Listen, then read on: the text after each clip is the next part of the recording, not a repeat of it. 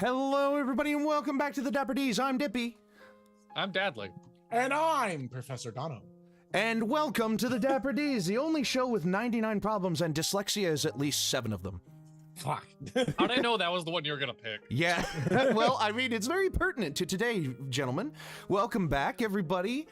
Today, as you can very clearly see to stage right here, what have we got going on here? That's a new logo.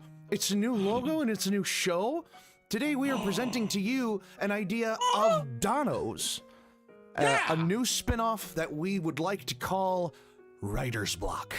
And we actually looked and there is not any current show called Writer's Block. Like, not to our knowledge, not on Spotify podcasts, not on anything like that. So, welcome to the first rendition of Writer's Block. Today I'm joined, as always, by the other two Dapper D's, Dono and Dadley.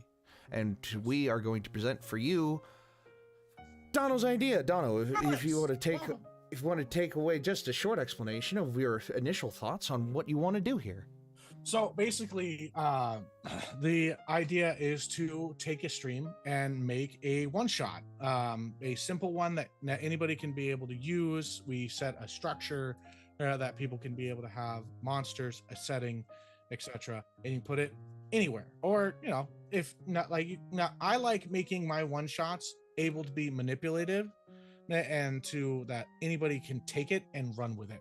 So it's the idea, the structure, and you go. But what we're going to do more is set more of like a story and that kind of like, this is the structure in which you want to have it, because like any good DM can know, it can all go up in a haze. And so you want all the different little pieces together so you can be able to fit them where you need to.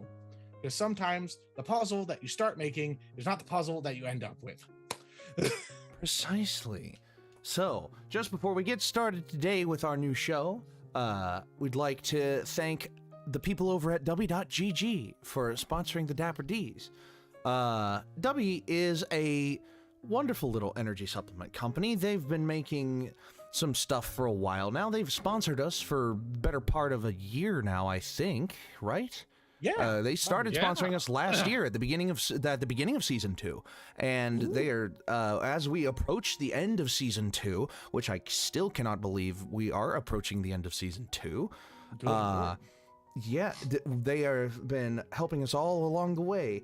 You can go to W.GG and use the code ANYPOD for 15% off of any purchase that you make. That's on shakers, flavors, cups, merch.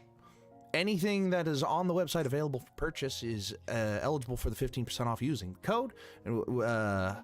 And it's just good stuff, guys. Dono uses it as a pre-workout. Yeah. Dadley uses it as a concentration focus thing for his work that he's doing this year. And I haven't used it yet. I need to get some, and I need to use it. But it is good stuff, as proclaimed by the other members of the show. So, yes, please go over to W.GG, use code ANYPOD. Thank you, W, for sponsoring the show. And today, the music you hear, I will go ahead and tell the name of the channel that I am pulling this from in case it does get caught on this. It is Dark Academia Music to Write To, non-copyright, royalty-free, by Ribbit Radio Tunes. So if you want to check them out, go to Ribbit Radio Tunes. They've put this up. They have 5 subscribers, and this is it sounds like a great mix so far to get us in the mood for writing.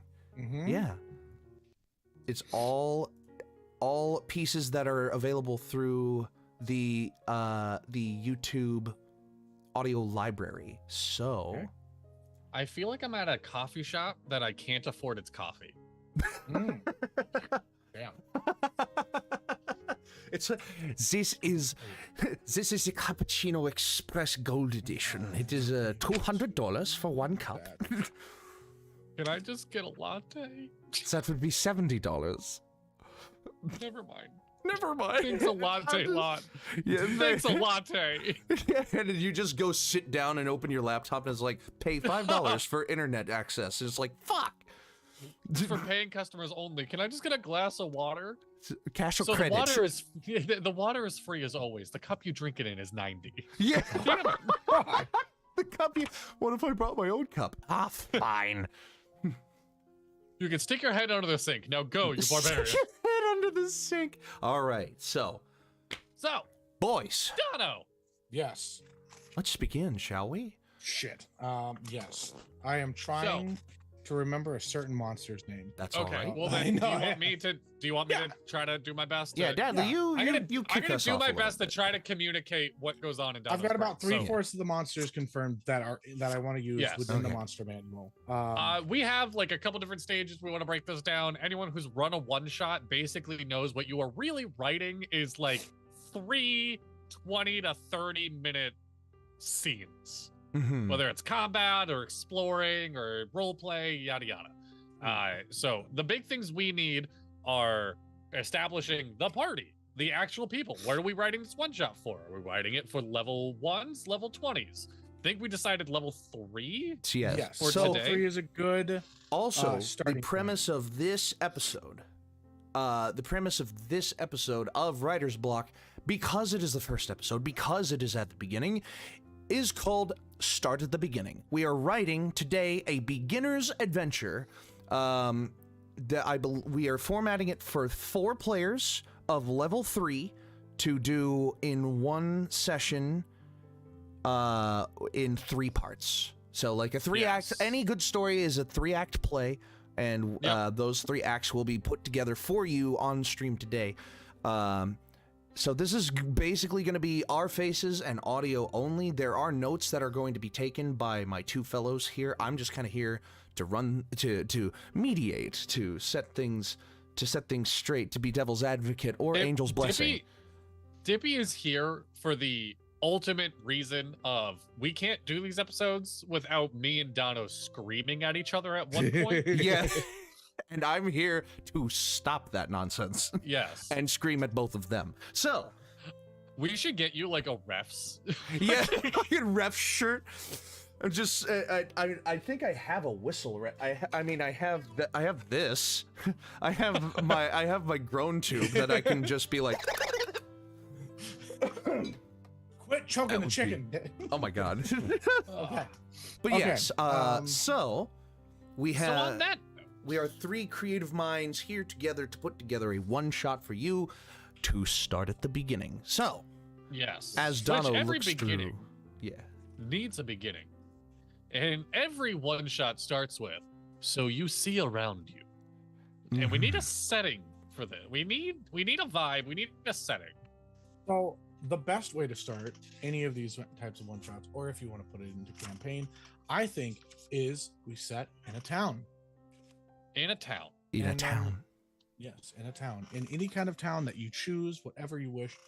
This is a town with a forest around it, or open land nearby, trees, a place where beasts can be out and about. So a town in a forest. Yes, a town with a forest. Now, or- At the bottom of the well. yes, there's a hole in the bottom of the sea. No, what is it? In the nest there was a bird, a rare bird, a rattling bird. The bird in the nest, and the nest, and a twig, and a twig, and a branch, and a branch, and a tree, and a tree, and a hole, and a hole, and the bog down in the valley-o. So a town surrounded by a forest that can hold monsters. Mhm. Yes. What the hell? Is there anything particular about this town we need? Wait a second. Zoom just alerted me. It sounds like you might have switched to a different language. Me doing that gibberish was enough to trick Zoom into thinking that I was speaking a different language. That was weird. Okay, now, twist number 1 on this format. Everybody knows the typical starter's adventure, right? You get a quest from a guy to go kill some goblins or some kobolds, or what was the other one we decided on? Goblins or Rats. something else. Or like giant rats, right? Yeah. So we can't have any of that because we are trying to be non-standard here. So we Yes. are in a town in a forest, and we have monsters to deal with, but those monsters cannot be goblinoid or like beasts, like Yeah. These are spiders things- or rats or anything like that. I will also emphasize that like in this, it's not just going to be like fight a monster, go to the thing. Exactly. Yeah. Like we're gonna give you. I have a puzzle that I have thought of that I think would be a good one to Oh, have, but it will be presented within a certain part within, and I have made a layer for this situation, but we're starting in the layer. beginning. Okay. so The way we that know where that we're your players- going. Let's see how we get there. So there's obviously going to be different places in which information can be gathered. Your players can always listen to rumors around the town, not things that people have been talking about. The thing that I want not the DM to be able to focus upon is that there's a rumor of strange moans, groans, and half-eaten like animal bodies being found out near the lumber area, or the places where the lumberjacks go to cut down trees. They have been spotted recently.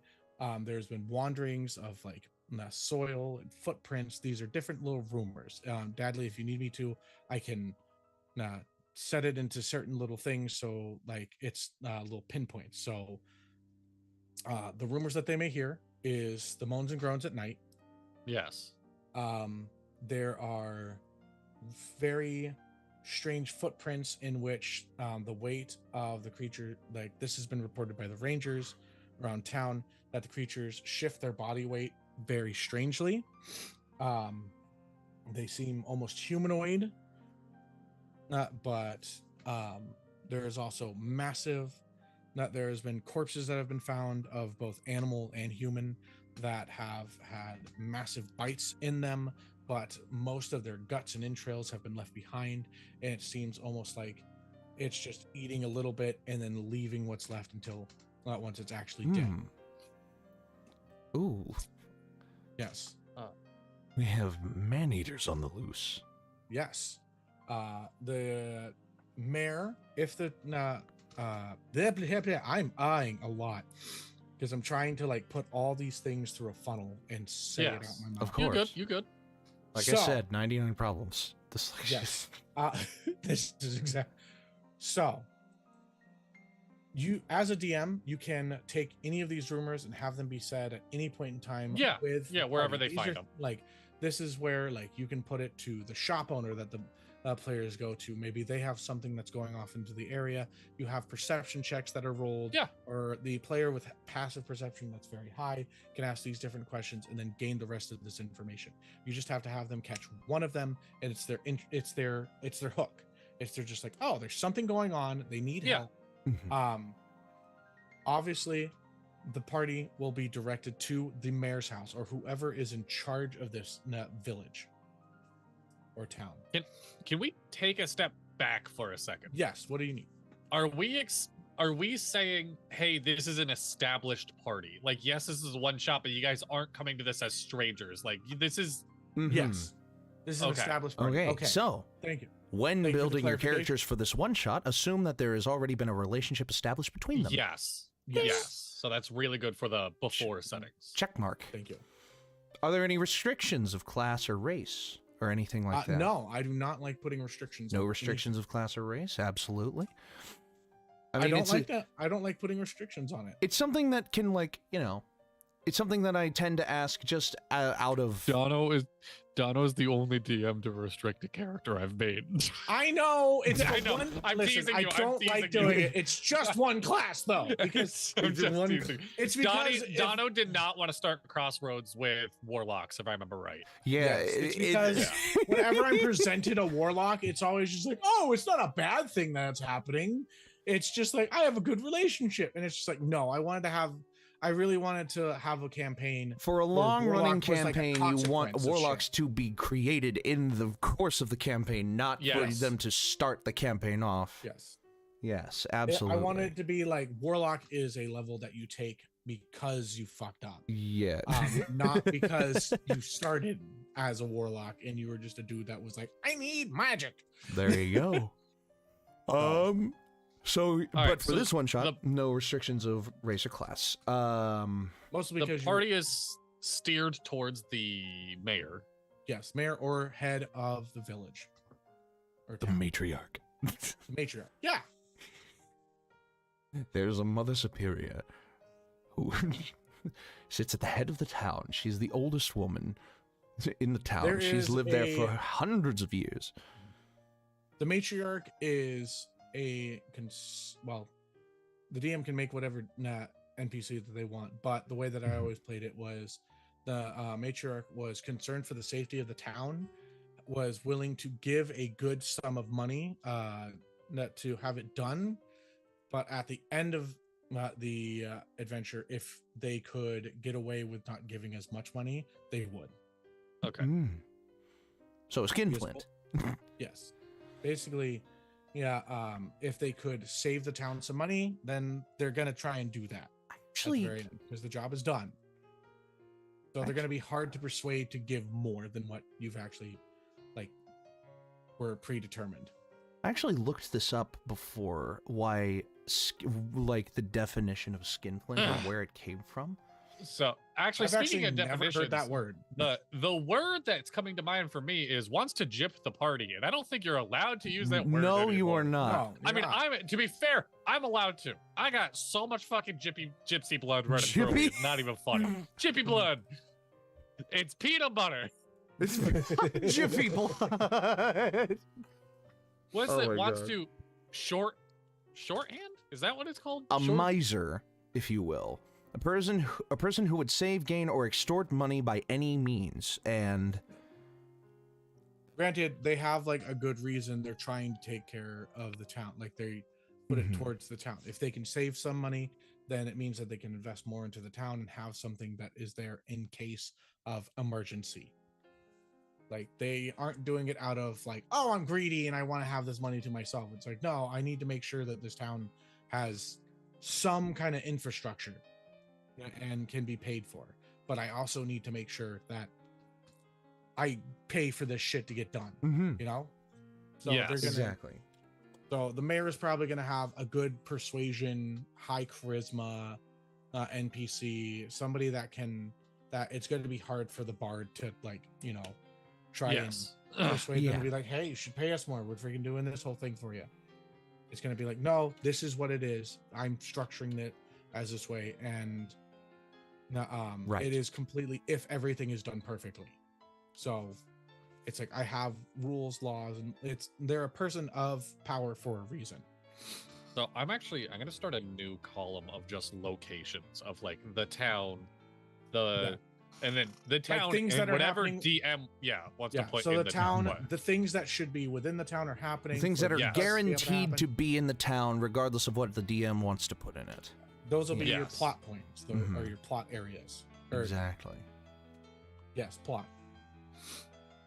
I also saw a video the other day of remember when you're building a town, it has to have, and they put up an acronym.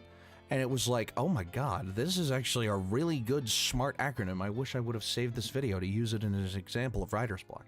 I wish you did too.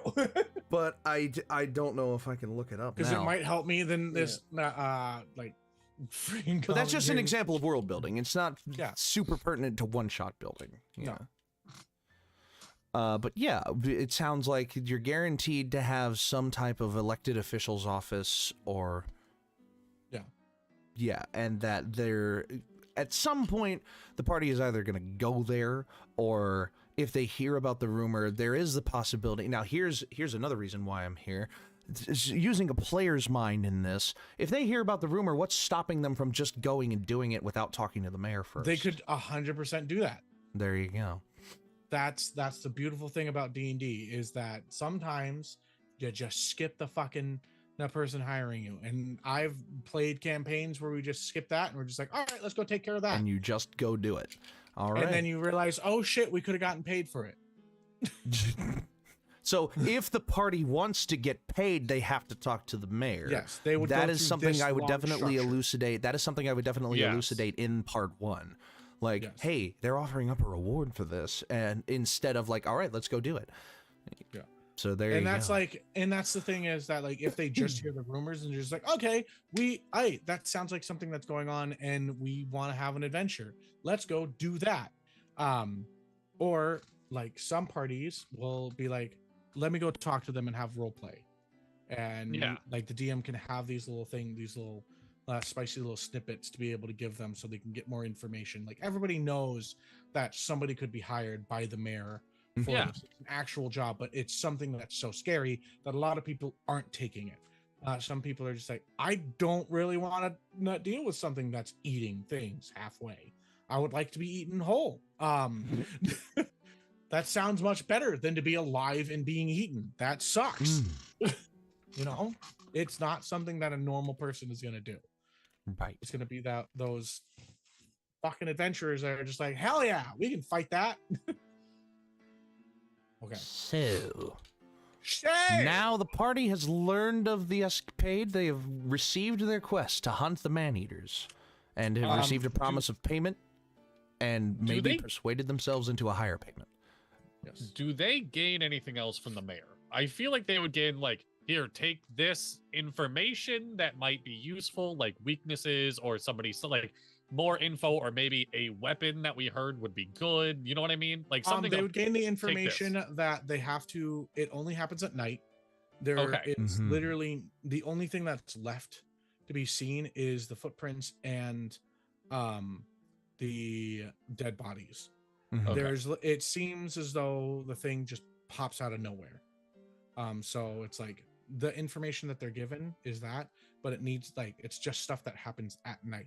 Party cleric raises a hand, says, are there any of the bodies nearby that we could inspect? Yes, that's a good one. They would totally be able to do that. And thank you for that clarification, because that allows me to elongate. I would say that the local morgue or whoever would be in charge of, or so there's a morgue, there's a coroner, there's a coroner, there's morgue, there, or what would be the local temple? No. Yes, temple, graveyard, and grave cleric. Grave cleric. There you go. There's a grave cleric NPC that is in charge of, like, the dead body and keeping them back. So there you go. Dippy. So we have a new NPC to put. Exactly. It's been very. I just like, it just clicked for me. Like, my prime purpose in this is I will act as the person. I am the QA tester here. Player. I am the QA player tester here. Which is great. With that, most module, because if we want to release this, they normally have like full NPCs, not the mayor or whoever it is. Yeah. Are we wanting to leave this more open-ended for the DM, or are we wanting to be like, this is the mayor, he's an old stocky man that does this? And no, I honestly, I know that there's like a lot of one-shots out there that are like, oh, you have this NPC, it's their name, this is what they look like, everything like that. You don't want to do that. I love it when I am given a like one shot where I can be like, okay, I can take that and I can take that and I can take that and I can squish it all together. We're doing like a skeleton. Here is okay. So if you want a skeleton of a one shot that you can take and build off of. Granted, we can, if you guys want, take the time to make an NPC. That might be something off screen. You know what I mean? Like when we actually make this into something. Yes, that's something that, like, okay, we're about to like take this, put it up somewhere. But here on Writer's Block, we give you. We are here to break your writer's block. This is ideas. We're gonna put these out for ourselves. Obviously, we have the sentiment that these are our ideas that we're presenting to you. But when they are out, you know, they are going to be either in skeletal form where you can do the stuff with yourself, or they'll be in fully fledged form. We can have the option for a fully fledged form for those that don't want to write down as much when they want to start a one-shot with their friends. Slowly raise his hand. Bodies at the corner. Do we learn anything like what kind of bite marks it is, or claw marks, or anything like that? Okay. Cleric pipes up. I want to make a medicine check. Okay. They would be able to be given advantage because the grave cleric would help them to notice the different things and whatnot that they've noticed. Or yeah, the So, grave cleric would notice. It would tell them. Yeah, absolutely. especially if there was a cleric within the group, or like somebody that would know those types of things, or not proficient within medicine, they could get that. But like, say the barbarian comes in with no proficiency with medicine, Ugh. and it's just like, I just want to look at the body. It's like, no, you can't. You just like, dude, puts his No. hand Out of respect. stop. So For the I form would say factor. for NPC, not because we did something for the mayor. The grave cleric is food. The grave cleric is very respectful of the dead, so the party can't come in there fucking around, acting like they can just tear apart the bodies and not be disrespectful. They have to show respect within the grave cleric's area. I also have a form factor for creating a pre-built NPC as well, if you'd like. So on fantasynamegenerator.com, there are 51 playable character races as well as NPCs of non-playable races available. But taking the playable races, you can roll a D100, divide it by 2, or just every 2 results on a D100 equal the same thing. And I got a changeling for the grave cleric. Ah, that's perfect, because then they can the way that they would do is that they would change into the person and look at the body and try and structure them back to what they were. And I would think that they would actually use that to help identify bodies. They turn themselves into a spot the difference of murder. Yeah. I love that. That is so good. I'm gonna click 4 times. 2, 3, 4. And their name. The first name at the top of the changeling list was P-I-Z. Piz. No. Look at me, I'm Piz. Look at me. I respect dead bodies. No. Piz. Any DM would look at that. But yeah, Any you smart could DM would look at that and just be like, no. No, their name Alright, is so something else. Yeah. What but info do they get from looking at the bodies, though? But yeah. The skin is torn. They notice parts of like bones being crushed. It's almost like the body was first picked up and bitten into, like as if it was like raw meat or like a chicken leg. It's like ripped. So the thing that's able to, or that did this, is large. Well, there you go. Having talked to the grave cleric and garnering this information, night falls. Oh no, can we pick them up? just heavy metal clanking on floor, just like like full plate armored knight just lying on the floor. Sounds like somebody broke into the kitchen. Yeah, exactly. The pots and pans clattering all over the floor. All right, so night dwells upon us, and the party is getting ready for the first excursion out to look for the man-eater. The man-eater. This is also where, like, me and Dippy aren't tuned into Dono's notes, so we also don't know what's doing the killings. Oh yeah, this is as much a surprise to us as it is to tell him. a story while you guys write things down. Exactly. So it's like, this is It's also... Dono's dream to write a book without writing anything. Yeah. Exactly. It is. We are Dono's ghostwriters. It is 100% a dream. We are He's like, Dono's "I wanna write a book, ghostwriters, but and I'm not even writing anything. I'm just his ghost. Dono is the author. I'm I'm Helen the Keller. Dono is the author. I'm the QA tester, and Dadley is the underpaid writer, like ghostwriter. You guys are gonna. I'm the ghost writer. You will pay for your sins of forgetting commas. Yeah. You know Oh my god. Ghost writer. Yeah. All right, Ghost writer. Yeah. So the party will make nature checks or survival checks. I'm gonna say a DC, like, because it's low. It's gonna be a DC 12. Your QA tester will be right back. Okay. You'd say this is like at the edge of the woods, or like This is the a little entry- deep into the woods, because this is where the lumberjacks go in. They obviously aren't cutting towards the very front of the woods. The front of the woods is where Okay. like there's cover for the town, and it keeps themselves hidden. Yeah. The deeper they go in, and they travel for some odd amount of time, they will eventually come to a foggy or ghostly like area. They will feel the air become thick, and like water that they sip from it themselves. I'll throw this in because it'll be fun. Any aquatic like NPCs do not have to take a bath or anything like that. They don't have to like re-moisturize themselves within the situation. Though there's a hard taste of iron in the air.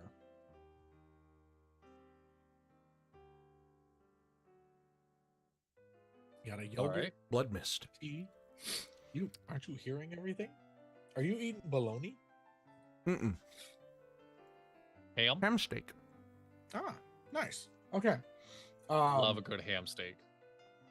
And what the party will encounter is that of a large ogre zombie that is currently chewing into a dire wolf. This is the scene that they will stumble upon first. So as a level 3 party, there is an ogre zombie ahead of them, which is a CR challenge 2, which is actually pretty good for this kind of a situation. It's not its weapon attack does a mean or it has a +6 and does 2d8 +4 damage. So every hit hits 13. But it only has one attack per turn. And you can find this monster in the monster manual? Yep, on page 316. Perfect. I was just about to ask. Yeah, so within the notes.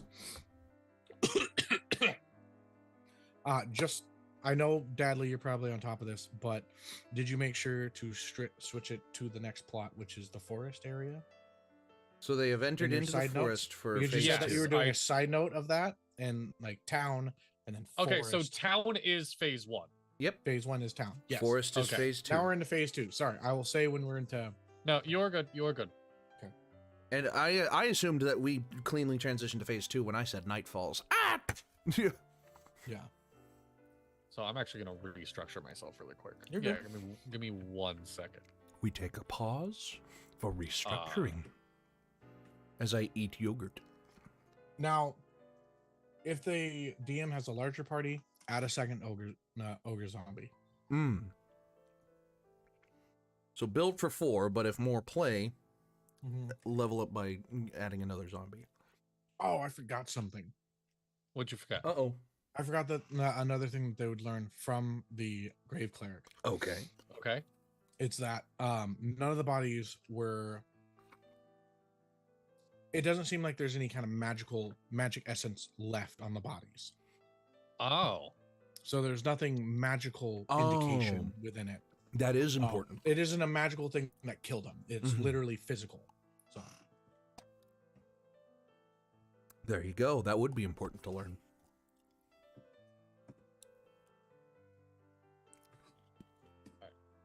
So that would be phase 2 towards the lumber yards. There we go. All right. I am good. Should I add direwolf to the list of monsters they might see if he's chewing on a direwolf? no. It was a pre-killed direwolf. Yeah, but they're packs. So the ranger pipes up. So the ranger pipes up and says, "It's chewing on a direwolf. There got to be more direwolves nearby. They travel in packs." Or they ran off because one of them got caught all of a sudden. Okay. And started. I don't know about you. If I'm seeing a bunch of dudes, like if I see a big fucking thing, just grab one of my buddies and just bite its head off. Yeah, but like, no, you I'm know what? getting You the do fuck have a out. you are right, but that's expecting the direwolf to think like humans. It's true. Okay, maybe there is a few direwolves, and they can see fresh wounds on zombie. My thought was, because this isn't in like it's not a fatal fight, but it's a fairly deadly fight. Why not give the party like like 2 dire wolves are also fighting this thing. All right. And if there's like a bigger For party level than 3, yeah. yeah, Yeah. if there's a bigger party than like 4, then like Larger Well, pack of dire obviously- wolves, larger pack of ogres. well, Ogre zombies. yes. Okay. Simple. How Simple the fuck do you scaling. spell dire? Let me look up D-I-R-E. dire wolves and make sure that they're Oh, like, where they okay. are I on was- the monster manual. Yes, I was spelling it right. It just looks weird. Because I want to make sure that there are page references for Yes. people. I can also look it up. I can Google it if need be. be under. Where would that just be under your basic monster animals? 'Cause dire wolves- Yeah, I think direwolf is under. Well, let me grab my monster manual. Hold on, let's see what's going on here. It might be in the very back. Death dogs. Oh shit! How do I never use those? I don't know, Donald. Why have you never used? Because I forget that. Oh, direwolf is on page 321. 321. All right. And I would say that there's probably one direwolf still alive because that's a challenge rating 1. Okay. Oh, I forgot. Oh, I forgot. This was a one shot I wrote and almost ran for you guys. You For said an 321? Yes.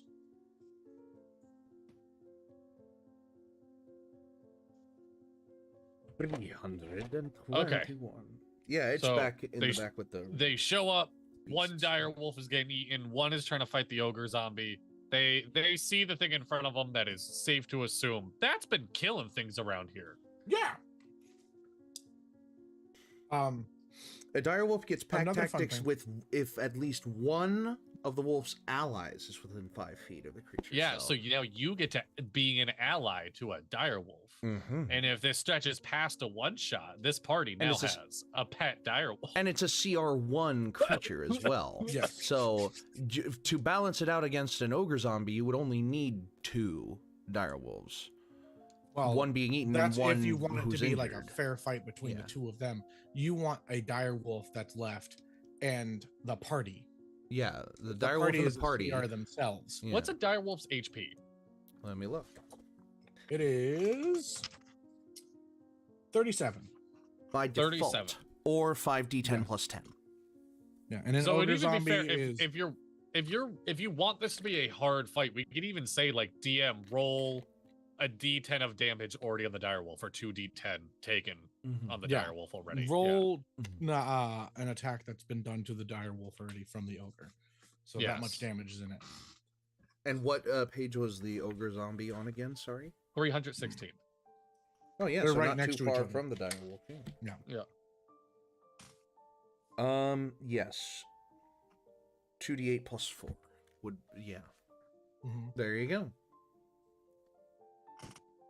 Good stuff. Good stuff. What show? So, fight. The party fights an ogre zombie, Now the possibly party with the can aid wait. of a direwolf.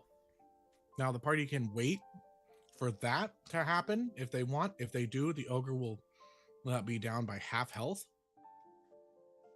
As If they just wait on the direwolf to attack the yeah. ogre zombie, yeah, that's a freaking option. If they wait, the Mm. ogre will be at half health by the time that they go to attack it.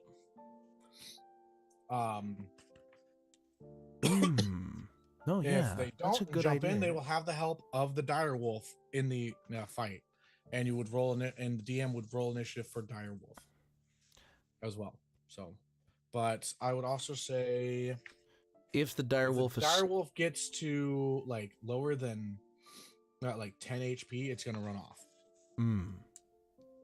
Okay. survival instinct, understandable. Mm-hmm. If the direwolf is alive and hasn't run away by the time the ogre zombie is killed, animal handling check on the so you can direwolf. roll an animal handling check. Absolutely. Which, for those that don't know, is an old rule within D&D because there's no written rules within persuading or create Mhm. like getting a monster to be your friend. Mhm. Yep. Monsters start at this is a beast, so it start at a DC 15 animal handling check. Monsters are DC 20. Well, there you go. And then you add the CR of the creature. So it's a DC 16 to persuade the dire wolf to. Ooh. Okay, yeah. So owl bears are a DC 25. Oh my god. Oh my god. Yeah, no, that absolutely makes sense. I didn't know about that rule. It's a old rule, I believe, from 3.5. It could have been like second edition, but there was a whole book about it. Mm. Yeah. Well, there you go. Because most DMs will just be like, oh, you get a natural 20. Cool. But like, if you don't have the +5 to be able to make it for that owl bear, you're fine. Mm. Granted, there's also the stacking persuasion rule. Yes. Which is also like a group check situation where like it goes up, but it's also down a little bit. So not like if you have two people rolling, the DC goes from like a 25 for an owl bear to a 35, which is like it's not double the persuasion, but it's enough that both of them, if they add well enough, like they both get like, what is it, an 18, then they make it, or an 18 and a 17. So it's still difficult, but achievable. So what would the DC for the dire wolf be? 16, because it's a beast. And now, if you've gotten to this part of the show, you've learned something. Exactly. I actually made a video about this like a while ago, but I didn't get as much time to explain how to use it. All right. So we're just kind of skipping over the fight from what it looks like. Combat's combat. There's Combat is nothing combat. weird about it. It's just combat. You can't script combat. The only you can fun script thing something that might happen during combat, but you can't. The only script fun thing that the ogre zombie will do is use the dead body of the dire wolf to attack the party with as its club. That's fucking That's sad. Oh my gosh. I don't know. I don't. Should we put a fucking warning on this? Should we be rating these? Like, this is a PG-13 beginning. Sure. Like, I don't know, man. I think, of course, like you a could creature, a mindless creature using the thing that it's eating as its weapon is a funny thing. I don't know why. Like, that's fair. I have run a one-shot on this channel where a baby, like a giant's baby, was used as its attack weapon. Okay. Abortions seem cheaper, but you know. Oh, God, no! Jesus, Stadley, come on. Jesus Christ. You were laying down the moral fiber. You were laying down the moral fiber, and then all of a sudden you turned 100% in the... Hi, audience. We're mature. that was a thought 18... that like started here, and I'm like, it's gonna stop up here, and then it didn't. Oh, and then the dyslexia didn't kick in, so it's like 98 problems. Welcome to the show. We have 99 problems, and Bradley's filter is half of them,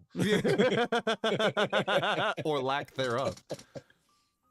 Oh God! All right. For so the purposes, fight's over. If you wanted to make it more PG friendly, you could make it so that he drops the body and picks up his club. I mean, that's pretty obvious. Yes. Yeah. Also, it's an ogre Morningstar is too heavy for a party member to use. It should be noted.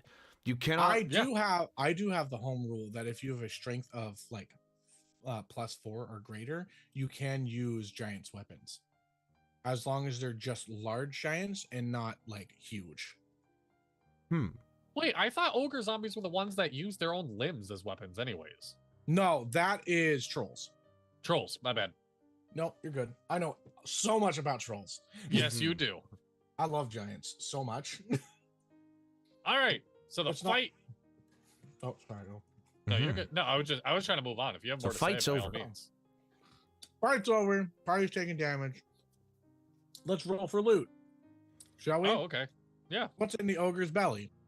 Oh my goodness. So, inside the ogre's belly, you will find a woodcutter's axe.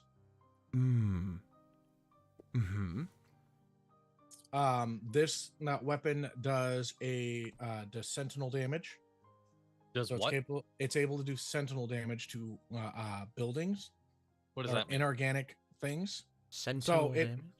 Meaning Yeah, it's what's really sentinel? good for cutting down trees. Sentinel damage is double the damage on not like structures. Oh, Oh, fun. okay. So the I did not know woodcutter's that. axe does sentinel damage.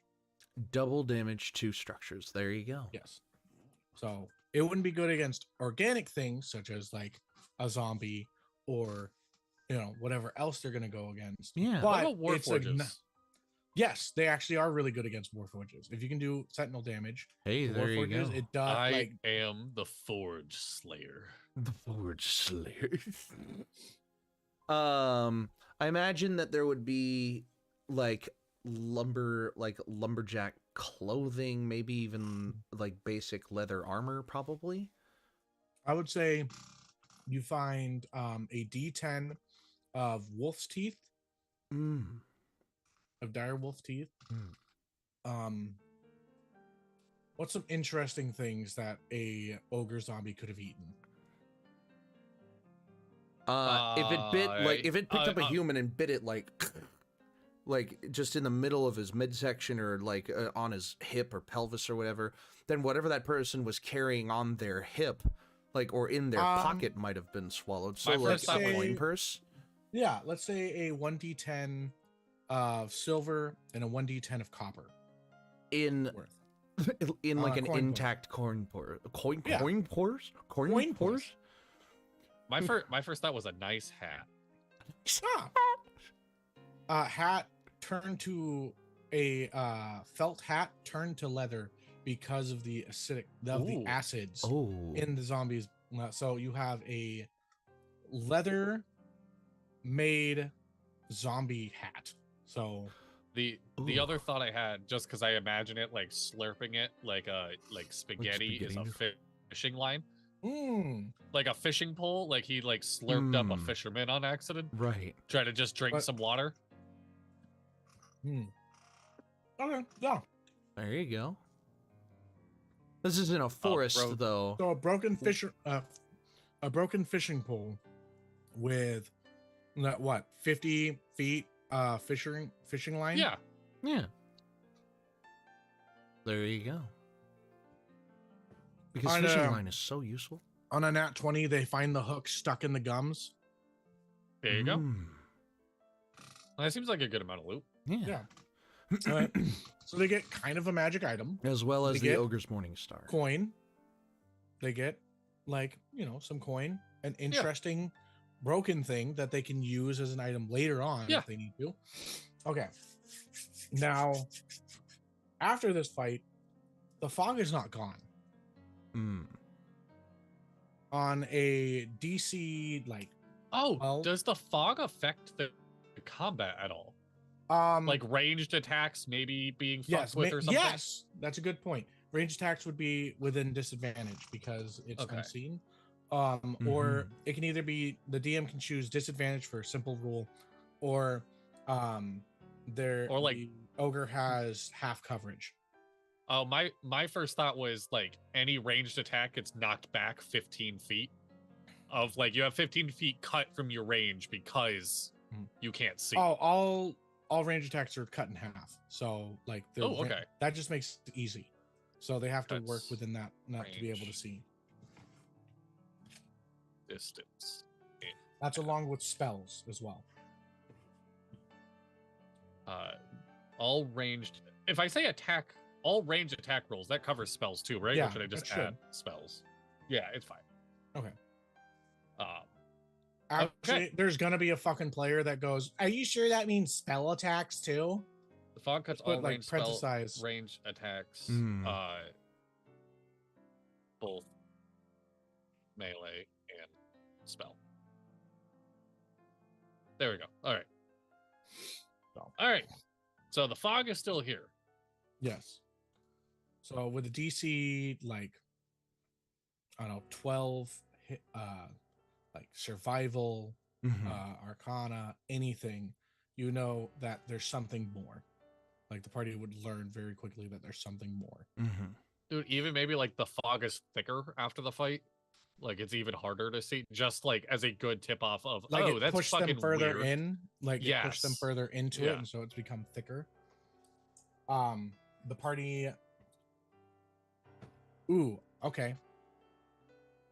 It would put at this point for the DM as a DM's note. Yep. The party is now within. Oh god, this within the domain. All survival checks will bring them closer to, the lair.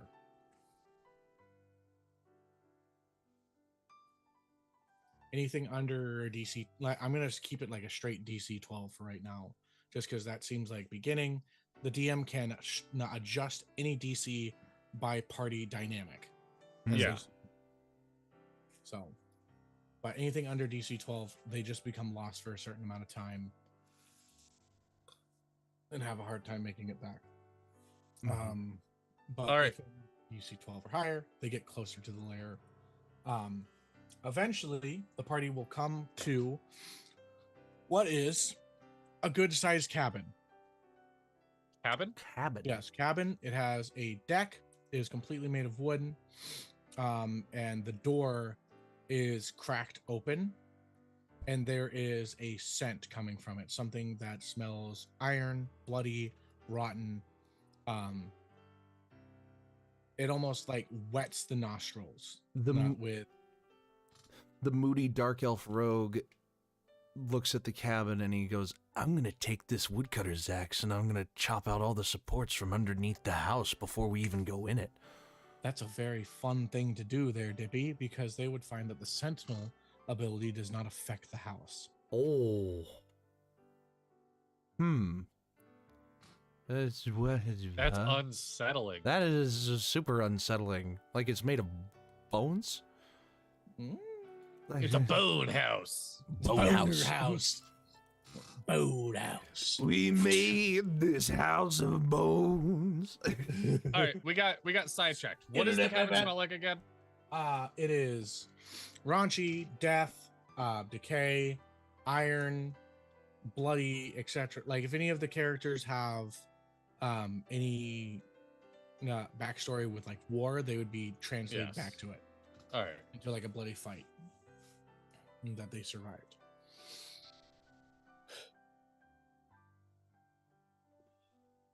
All right. God, it's cold. I can feel the chill in my spine. Okay, so the party is gonna have their whole dynamic where this is gonna be kind of like a point where eventually they're gonna realize that they can't leave this area. They are now trapped within this spell. If there's an Arcana check that is done, they will notice that it is very magical within this area. It's a magic that is something that they don't quite understand. It's almost like it's pulsating and alive. All right, so essentially every time, the way I hear, like, can word that, and I think it makes sense, is any direction you run, the second the cabin is out of sight, it is going to appear in front of you again. You know what I mean? Yes. Like, They're the gonna, second you're engulfed in the fog, you're going to keep running into the cabin. what is that? A parallel or whatever, or a paradox thing? Yeah. Parallax. Parallax. Para-social relationship. Okay. We are not your friends. We are not your friends. Let's be real. I'm not famous enough. I can be your friend. Yeah. There you go. Okay. The party is eventually going to need to enter the cabin or die. Like they're gonna die if they don't. Oh my god. Because they'll starve. The nervous fidgety paladin says, I don't feel too good about this, guys. We should just like wait out here, see if it comes out. And they'll start camping outside the cabin. And they do camp. And eventually their fire that's supposed to last a certain amount of time dies out, and they would realize anybody with the what is it? The like time thing, whatever. Keen mind. Would imagine, oh, it's supposed to be daylight right now, and it's still night. So they could use this information and then make an Arcana check to figure out what could eventually, like, what could have made this, what could have made this kind of domain, this not just world or layer that they're currently a part of. They could roll an Arcana check. I would say a DC not 20 at that point, because it's something that would be very much giving away everything. Okay. And if they did make that, they would not understand that this is a bit of like a nightmare realm, or almost like there are certain creatures out in the world that can create what is like wizards can do, which is like what is the fucking spell called? Like Lehman's Tiny Hut. They make an area in which basically they basically they make an area that only a few people can be able to come in, and then they can't just leave that area unless they leave through the door. Yeah, it's like a pocket dimension. Yeah, it's a pocket dimension. So they've stumbled into a pocket dimension that seems to be coming at night to the village, and into the forest. From there, they would eventually have to go in.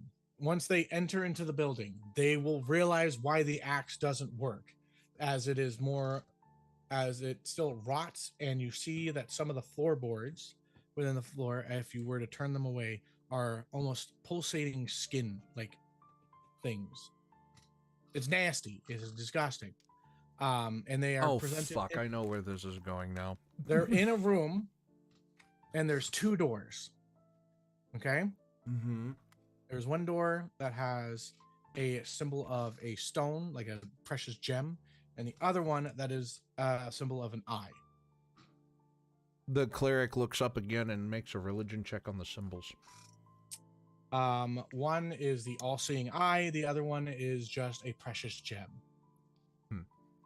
All right. Not tied to any I don't gods. type that fast. You're good. Backtrack. There are 2 doors Within the room that they enter into. So there's 3 doors. No. Yes, there's 3 doors. Okay. There's 2 doors within the cabin. Door number 1. There he goes. We have a child moment. There he goes. There he goes. There he goes again. Oh, it's a wifey. Hi, wifey cleric. Dad says hi. Oh wait, you're not Dono the cleric anymore. No, I'm not. Wifey Dono DM? the Wifey DM? She can be.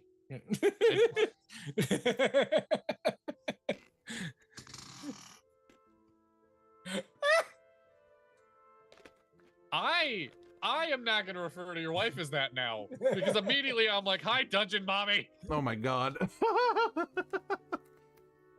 That's what DM stands for, right? Everyone keeps calling me dungeon mommy. I thought dungeon mistress was more appropriate. Is my name the only name visible on? Oh no, it's all visible on the YouTube. I need to burn that better. So door number 1. Door number 1.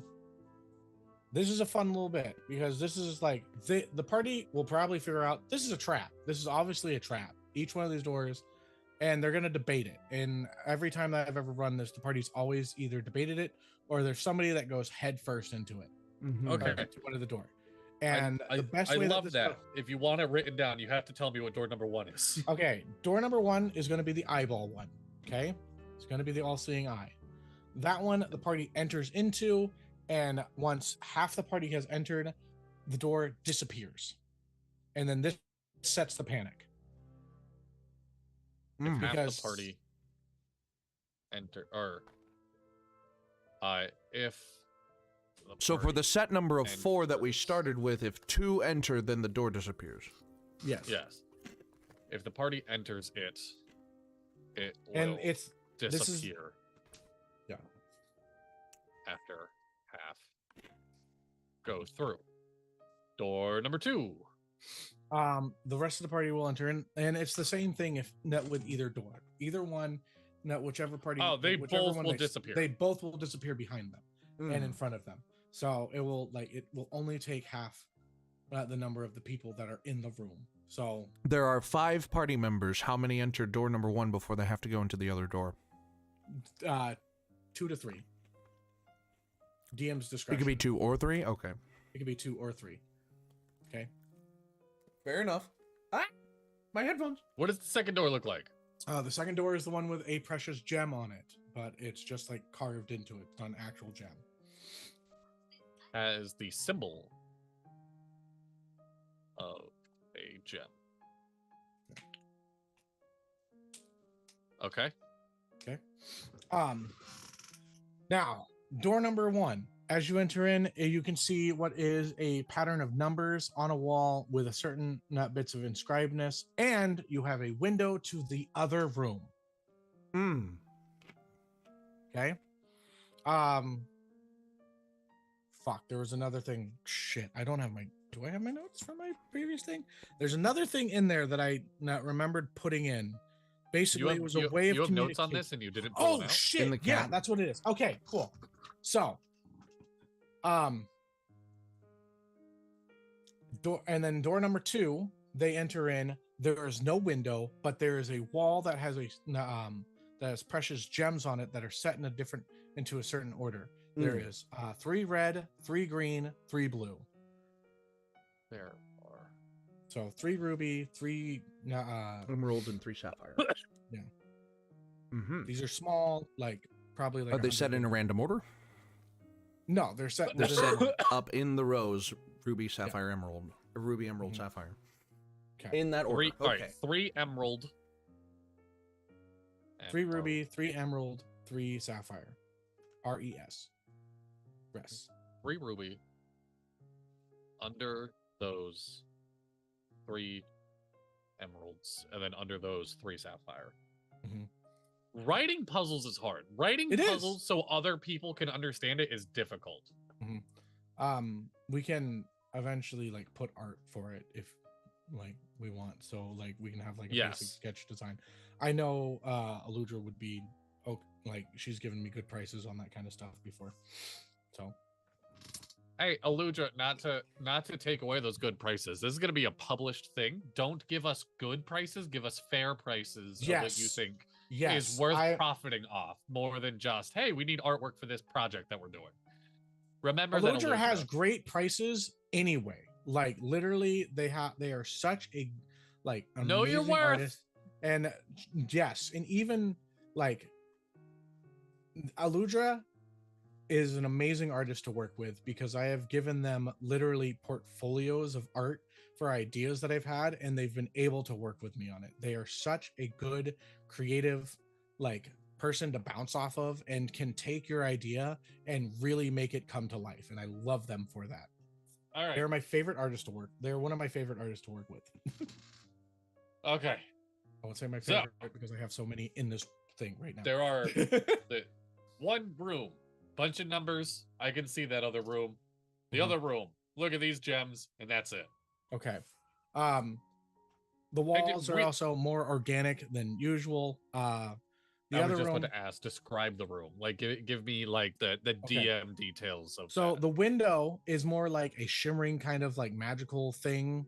Like they can tell that's kind of wavy and organic, and they're not seeing like a clear picture, Like but they the can tell film their of an other party eyeball. members are in there. Like the film of an eyeball. Yes.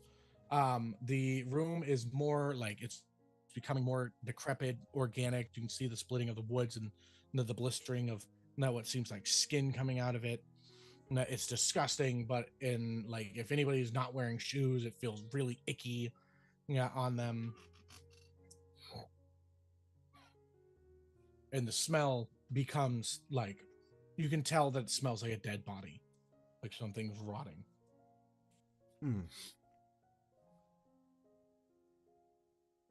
Okay. As the room, give the party, as the DM, take 30 seconds to let the party have a moment of like figuring things out and playing with things. As the party plays around, they will find that the party with the window Yes. can hear everything that the party in the other room is saying. The party in the other room cannot hear anything from the other party. Hmm. As they play around and as you let them make an investigation check, they will be able to find that if they were to put their hands on the window, they can draw on the window. And the party can see on the other side, on the wall, writing being done. That will sit there for 2 rounds. Or basically 10 seconds. Yeah. All right. Now, after 30 seconds, because things are not going, or the amount of time the DM wishes to allot, room number 2 with the gem, the walls will start to close. Okay. As they look at the numbers on the wall, they will realize that there is a pattern in which it goes 1, 2, 3, 4, 5. Now, these numbers are set into a different pattern. If they notice the gems on the wall in room 1 to room 2, they will have to indicate where the gems are to hit, as they will notice that they light up. Yes, this is a puzzle. It's really, Yeah. I'm so sorry, Dad. The solution to the puzzle is that there is a pattern in the number room. Yes. That they have to communicate to the party in the gem room. Through writing on the windowsill. Through writing on the window. Yes. Other room. So I'm just going to make a new tab that's like solving the puzzle. So it'll be, let's see here. So it'll be ruby, emerald, sapphire. How did it? I'm just going to have to make this up because I can't remember my numbers. We're going to do 1 ruby, 2 sapphire. So 2 sapphire, 3. So 1 ruby, 1. So 1 R1, 2 S3. Wait, why? So they're rows of rubies and sapphires and emeralds. Yeah. So, yes. What are the 2 numbers you're saying? So 1 it is ruby, 1. 1. It's not. So first number. The first ruby, part of the solution. Number 2. So ruby 2 in the selection. So there's Yes. rows. So if you're looking at the puzzle. Yeah. If you are looking at the puzzle, 3 rubies, 3 emeralds, 3 emerald, sapphires. sapphire. So number 1 is ruby 1, 2. The middle. So the middle ruby. Okay. You have left ruby, middle ruby, right ruby, left emerald, middle emerald, right emerald, left sapphire, middle sapphire, right sapphire. But we're doing as number because it's easier to say numbers than it is to indicate which side's right. Because because left or right can be mixed up between looking at a party. I guess what I am lost on is so like 1. So like writing it out 1R1, that would be the first ruby, right? Yes. What is that first 1? That's the or first, the second one. The second one is 2 1s in that. Why? Because it is first number. No, I get it. Ruby number 1. Then it'll be second number, sapphire number 3. Oh, so all right. So 1R1, 2 blank. All right, I get it. I get it now. Okay, thank you. Yeah, I was lost. I understand. The first number 1 is the first number in the solution, the first gem in the solution. The first number 2. So the first position is the position of the solution. Is its position in the solution. So 1R1, 2S1, 3 to R2, 3R3 or 4R3. You know what I mean? Yeah. Yeah. Yes. No, I figured it out now. And then the second number in a step is the gem's position in its respective row. Gem's position. Yes, I understand now. I was thrown off because in my brain. No, I understand now. Yeah, I can't even explain my confusion. I get it now. I'm good. Yeah. It's gonna take me a second to write this down, but I understand. And this is why, like, I'm like, we can make PDFs. We can put the art next to it, so it's easier for the DM to be able to see and understand what is going to be given, and then we give like a translation of the password for the DM. Yeah. So it'll get more into it as we go. Which I'll set aside time to. Yeah. Which now that I know as well, this is also something I could do. This isn't that difficult of illustration. No, it's not meant to be like when I make a one shot, if I were to ever write it down, I would like it to be like, oh, it's like an adventure sketch journal. Yes. You know? So that's how I've always wanted to do like magic items, etc. Yeah. We'll also put like in the book at the very end references to like whatever magic items or things that we have, so they can give the stats to the players. So like we'll put woodcutter's axe does sentinel damage, and then look to back page, not this, and it'll go like, Yeah, you know, this is the item card if or you print it out. or even just because the woodcutter axe a homebrew item, or is that a real thing? That's So then we can even just say reference our D100 table in this book. Hey. we could, but we should also put it in the one shot to not be No. an ass. No, we are pay to win, and that's it. Cross promotion, platforming, etc. Oop. Okay. I'm gonna put Dono All back. right, my camera was going really fuzzy. Gotta put Dono back in At least his on my place. end. There we go. Good. Okay. So. And it'll be R1 or 1R1, 2S3, and then 3E2, Mm-hmm. 3E1, 4E1 rather. or 4E1, and then 5R3. Mm-hmm. So do, no. Do.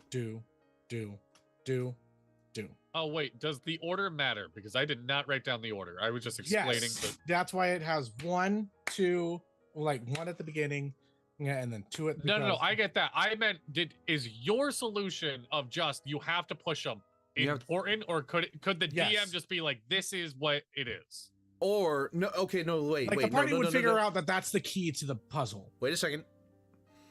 I think what he means is, can you press the gems in, as long as it's those 5 gems? Can you press those 5 gems in any order, or does it have to be? No, in it has that? to be in a certain order. It's like putting in a key code. Not even that. Oh. Pulling it back even more. Could the DM just say a different code? Like you just Yeah. said 1R2. yeah. Okay, that's what I was asking. Yes. If that code was going to come up later, If- I was going to write it If down needed, exactly. The DM can just be like, if you roll high enough on your investigation and your ability to like do persuasion, that way you can just go past it if the party's like getting real fucking hung up on it. I was just making sure this code wasn't going to pop up later, so I don't have to write it word for word. No, you're good. You know what I mean? But this code is the solution that does Yes. what? Like, what does it Yeah. do? Once the party is hear- able to communicate, I would say that they have 10 rounds, so 1 minute, Mhm. to be able to communicate this, and the, and mhm. and there'll be initiative between not both rooms. So they'll And this roll, is- like, and this is after the 30 seconds they have to. yes. So the walls will begin to close on them. Mhm. Panic will set in. For freaking, they'll have to start working even faster. The party will have rounds of combat to be able to do, which like ends up slowing it down a little bit, unless the DM wants to put a fucking timer down and just be like, "Here you go," and give the piece of paper to one group, give the piece of and give like the gems to the other. You know. Mm. So, and then once they finish putting in the code themselves, both doors open, like the walls open up that the gems and everything are on, Mhm. and lets them in. So this is Back and this into is the cabin? No, into the next the room. next room. Oh, okay. Sorry, it Mhm. will put them into a next room. It will stop the wall from closing in because the Mhm. door behind them has disappeared. Mm-hmm. And are they going into the same room? No, they're going into a new room, which they Yeah, will the- see a. But Is both the groups party will be together. connecting again? Yes, Yeah, the party is connected okay. together. Thank you for clarifying that. Sorry. I'm like 5 seconds away from blowing the ref's whistle, guys. Keep it clean here. Keep it clean. No, he's just trying to Yeah. like it's communication, trying to figure out.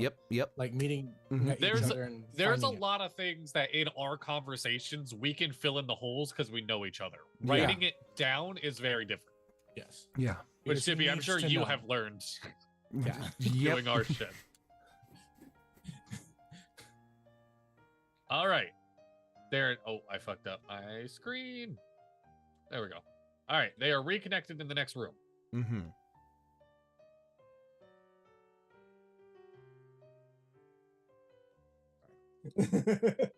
Yes. Okay, so in this room, it is even more decayed. Actually, it's more flesh than it is wood. It's almost like there are splinters of wood within flesh. Ooh.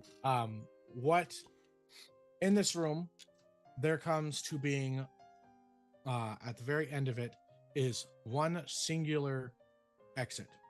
It looks to be stairs that go down, and in front of it is and I always put it as a skeleton minotaur because it fits with the setting, but because we are doing more like of a lower sit, because I would have leveled up the party by now. See, that's the thing. You don't level up in a one shot. Like I know this is your idea, but we're like trying to keep it clean, concise. I know. So we will not use the skeleton minotaur. Instead, we're gonna just put this is a little bit too much combat. But I'm gonna say that there's some zombies down there.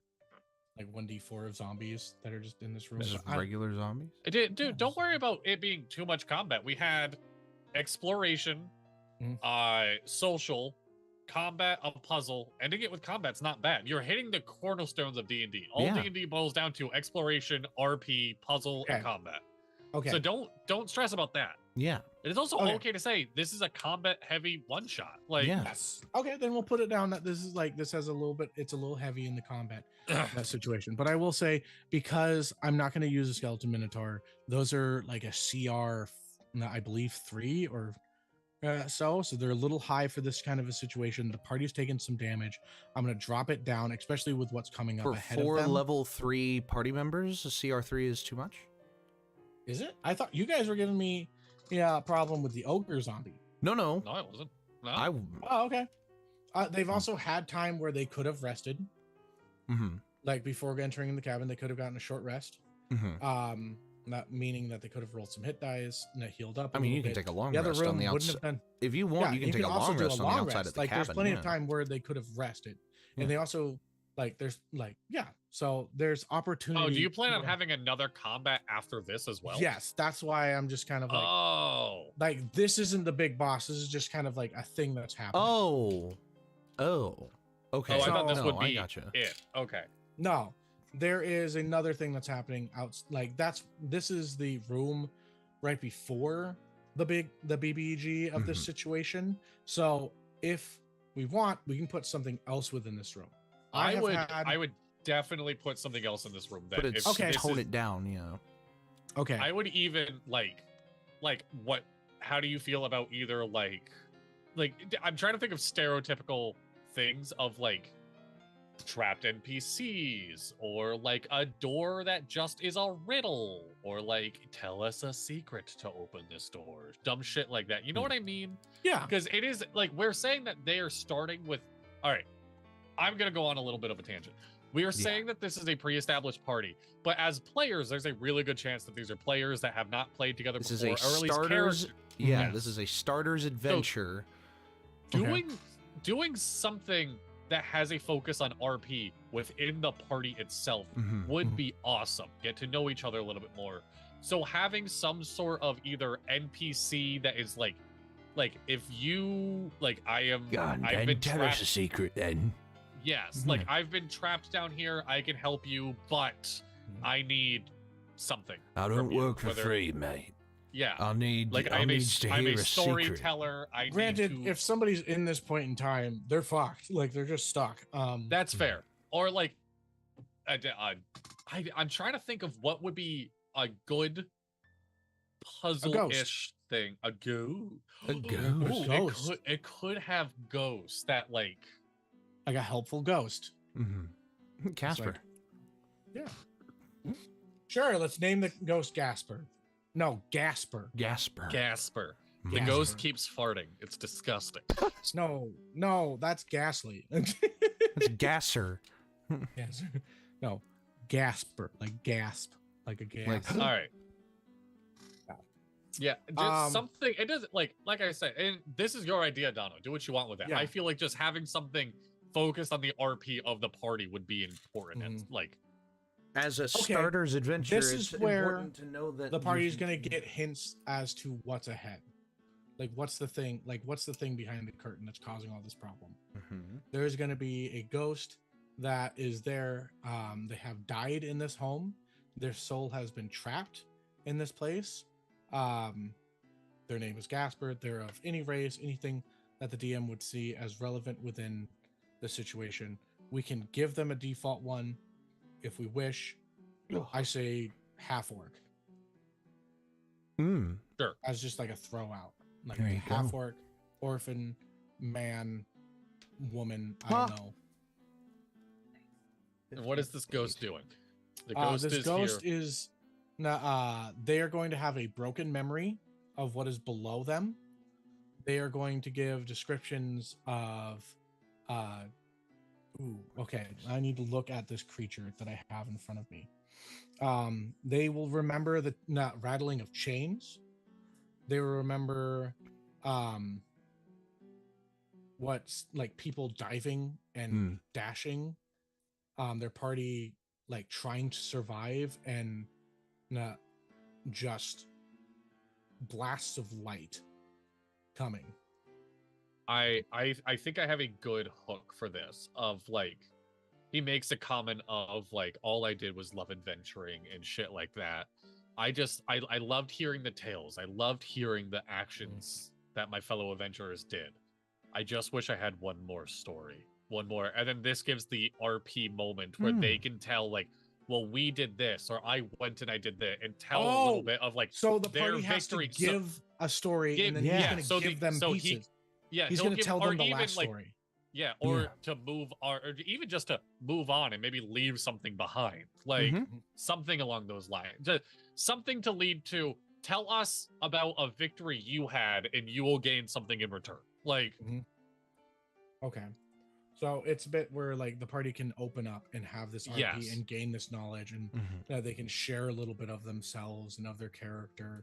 This is a moment. This is a helpful NPC, or it's just an NPC that you can just pass right by. Yes. Yeah, because you could just fucking ignore this guy. Yeah. Yeah. Did you freeze or are you focused? He's moving slightly. He's just okay. All right. No, I am. I'm good. Okay. Okay. Sorry. The way that your face just went from like he was concerned. I'm just like staring a little like. Yes. No, but I'm good. Okay, good. So yeah, I love that. I like that idea. Now, and honestly, I'll probably add that into this next time I run it. So Gregor. Telling them stories of the party's adventures leads to what? More information? Or he will tell the tale of the the passing of like the final battle. Basically, how he saw his party turn. What does it do? Turn to dust, and like as they failed to find footing, to defeat this monster ahead of them. He will give hints of the fact that they can hide in themselves and gain advantage, or like gets hints of different things that the party can do. They can hide behind things to keep themselves safe from the creature itself. They want to look out for the beams of light, the different colors. There seem to be 4, one of yellow, one of purple, one of blue, and one of black.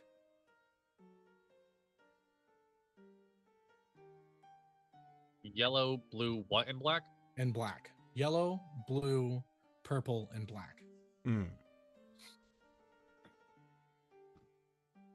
Okay, that's awesome. Now, that is great. What is now when the party progresses and gains this knowledge, they will begin to hear the rattling of chains in this darkness, and what is beams of light going off crazy, and the moaning of as they will enter into what is more of a cave or organic like. Actually, no, I never wrote this as anything else except for the cave because it was actual stone. There will be the stone, not pillars, but what is it? What's the words? There's the Stalactites or stalagmites? stalactites and not stalagmites all around, as there seems to be these chains. Mites come up from the floor, and I remember that because they have the letter M, and M comes up. Okay, so stalagmites, and stalactites, because they're stalactites come down because of the T. Yes. Yeah. Huh. I like it. I always had the anachronism that they're called stalactites because they cling tight to the ceiling, and they're stalagmites because they might one day reach the ceiling. Oh, I've also heard they're stalagmites because they are like mites, like the insect down on the ground. Why is it so important we know this? Why are there so many ways to remember this? I don't know. I've never been in an adult situation that's like, God, I really wish I knew that was a stalagmite or now a you're in an adult situation where you it's have still to not important. It is utmost the least important thing we've talked about. I mean, definitely. Fucking damn. Obviously, as they progress, they start hearing grunts, moans, and again. Lashing. Rattling of chains. They will see rattling. Their sight as they come into the room. They will see beams of light coming now from the middle of the room. Chains that are affixed to some of the stalactites and stalagmites that are and with a high enough perception check or perception, they will see that the chains are fused magically into the stone. All right, I need you to paint me this picture. They're now in so we went down the staircase past the ghost, and we are in a big room. Yes, and there's all we see is flashing lights, hear the chains and the moans and the grunts, and chains on the walls. Yes. If they stay affixed and can see the light boom, if they throw like a torch into the room and it illuminates, they will see what is a beholder zombie. But I have dark vision. Fuck you, dude. But I have dark. Do I see it earlier than everybody else? I have dark vision. Sure. I don't give a shit. Sure, you're all gonna see it, and now you're all in it. I have devil's sight. I saw it before I even came in the cabin. Cool. You're a fucking idiot. Fucking idiot.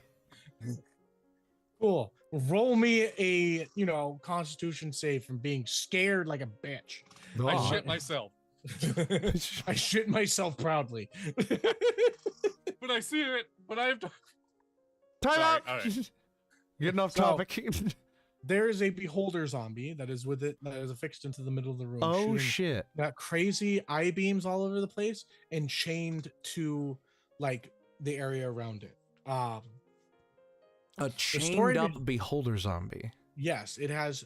So the party's gonna fight it. The eye rays are gonna be like a thing that they have to save from. Obviously, some of them are a lot more dangerous than others. If they choose to not hide behind stalagmites within the battle, they get advantage on those saves. And the DM is going to roll for the party, like to see who gets hit. Not because I always just randomly rolled for the thing. If any of them get close enough, that's the only time the beholder is going to be able to use its bite attack. It's actually it's actually a really interesting fight because you can be ranged throughout the entire fight and still have to be dealing with shit. All right, follow-ups. I don't know this as a DMD person. Are beholder zombies in the monster manual, or is that something you are making? Okay, page 316. Number, it's right next to the ogre zombie. Same page as the ogre zombie. There you go. Yeah. Oh, I guess I should give you the ghost one too, in case they decide to kill the fucking ghost. Are we? Okay, sure. I will add that if they choose to fight ghosts. If they choose to fight the ghost, it is ghost is where's the G's? Where's my G's, my guy? Ghost 147. There you go. Ghost. Do they gain anything for killing the ghost, or just no? No, they get nothing except for no information. It's one of those things. It's like, you idiot, you killed the good NPC. Yeah. Okay. They get sad. They get sad, Dadley. If choose to kill the ghost, they gain Sadness. 1 level of sad. You should be ashamed Alright. of yourself. They hear their mother berating them in their ear. How could you? So the beholder zombie can't move. Yes, it cannot move. It just has its eye rays that it can do. I would say that it gives off 2 a turn, but randomly roll your like targets. So each party member, the way that I always played it was each party member was a target that I could hit, and then it had a D6. I would roll on D6, and on a 5 and a 6, it hits just one of the stalactites, and then I would roll to see what eye beam it was, and if it was like disintegration or evaporation, it would make one of the pillars fall. So this is all. So yeah. Alrighty. The party can hide behind stalagmites, but it Disintegration beam can shoot down stalactites. All right. Writing down, and if you need to remember. If you need to remember the difference. Yeah. And then we just draw a full diagram. It takes up an entire page. It takes up a whole page. There's like from a scientific journal we reference. Yes. We traveled to caves around America to get first person reference photos of like. Incredible. One looks like a poop, one looks like you're taking one. So That's so Okay. That's All so bad. I'm so sorry. Is this I'm all a child. phase 2? No, this is phase 3. Sorry. Okay, so Like, when did we enter go to phase 3? Yeah. I am so sorry. Phase So- 3 was once they got past the puzzle. Past the Past puzzle. the puzzle. Is phase 3. Okay, Yeah. so phase 3 starts after the puzzle. Okay. Yes. Because that's when it's like, oh, this is the BBG. I always do phase 3 as the BBG situation, and then like the wrap up after. So Right. it happens. So they fight the beholder, the zombie beholder. Yes. They win. Someone might die. There's I was about to say they most likely die. yeah, they're Game over. But if they win, yes. I have to reformat all this. oops. I'm so sorry, Dad. It's fine. I'm making it its own phase right now. I have to reformat it. Oh my god. So Dippy, how are you doing? I'm doing all right. I'm already done. I was just, There you go. Okay, cool. okay. So, do we do like a? What do we do now? They fought it. We can't They script won. that. Yeah, if they win, like they will find that the whole entire area disintegrates out. They end up finding themselves in the middle of the forest. The beholder zombie is just dead there. They can look through the beholder zombie's body. If they make the correct checks, they can take some of the eyes as magical things later. I'm gonna say like DC 20 survival on that shit to be able to harvest that stuff. 'Cause that's going to be like getting things like that is extremely hard, and then it's going to be like a D4 for what eye they're able to get, because they can only choose one. Once they choose one, the other ones pop off, or like it like So goes in a balloon. next Any question. other loot? Oh, If the party chose to, they could have taken the gems out of the wall at some point in time. That was something that one of my parties did. Because the wall opens, so the gem wall is still there. It doesn't like close behind them because they can't go into the other room. yeah, it's their way out. They Yeah. have to go back through it. But now the door's open, so it's no big deal. Yeah. Well, there you go. All right. So now, that was going to be my next question is, now they've killed the beholder zombie, how the hell are they going to get out of there?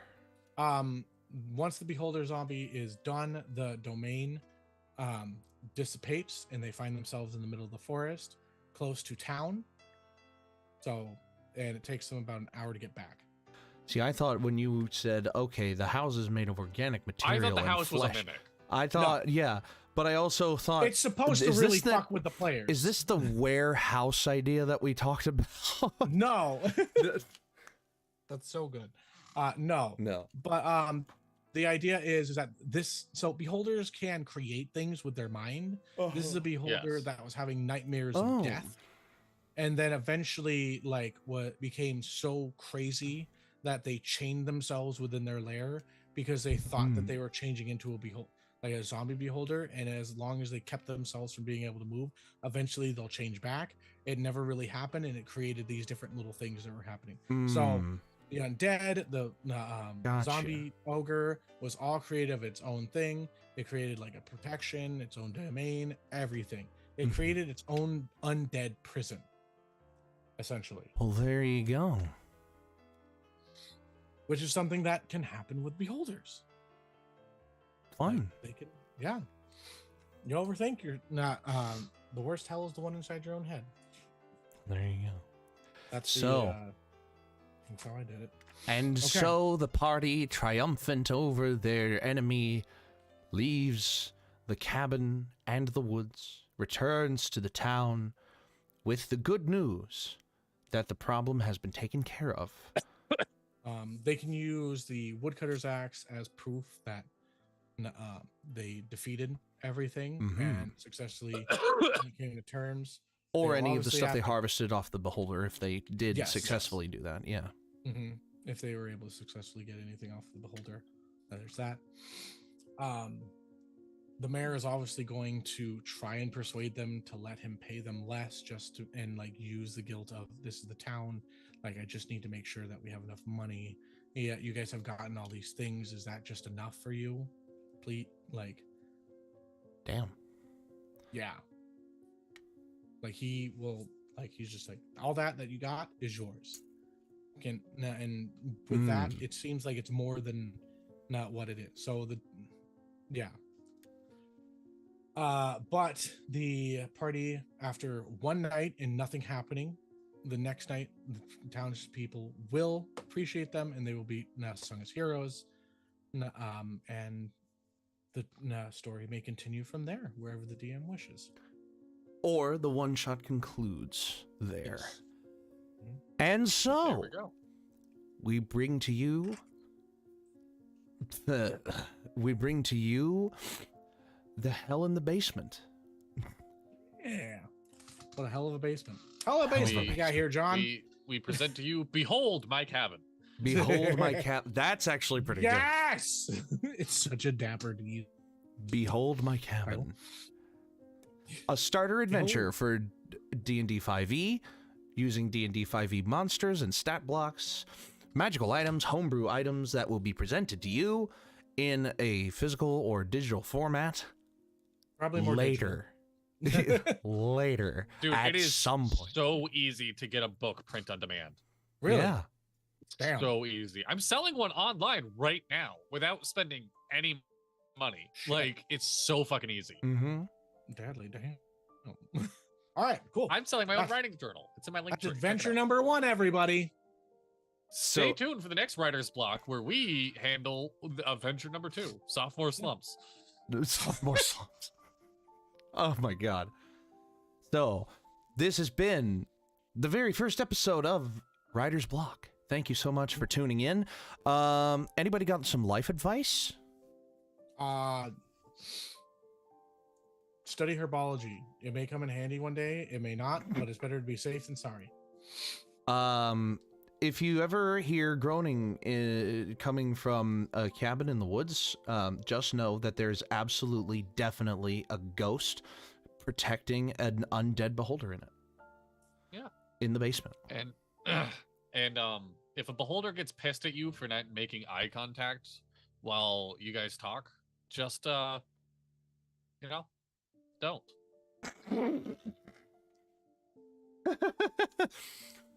Incredible. So thank you all so much for watching. Next week is a very special episode of the Dapper Ds because it will officially be the 2-year anniversary of the show. Guys, we have been running this show. This was the last episode before we have been running this show for 2 whole goddamn years. Fuck. And Look how far next, we've come. as a result of that, look how far we've actually not gone at all. We're still right here. I'm still I in was this gonna say chair. I'm sitting in the same spot. Yeah.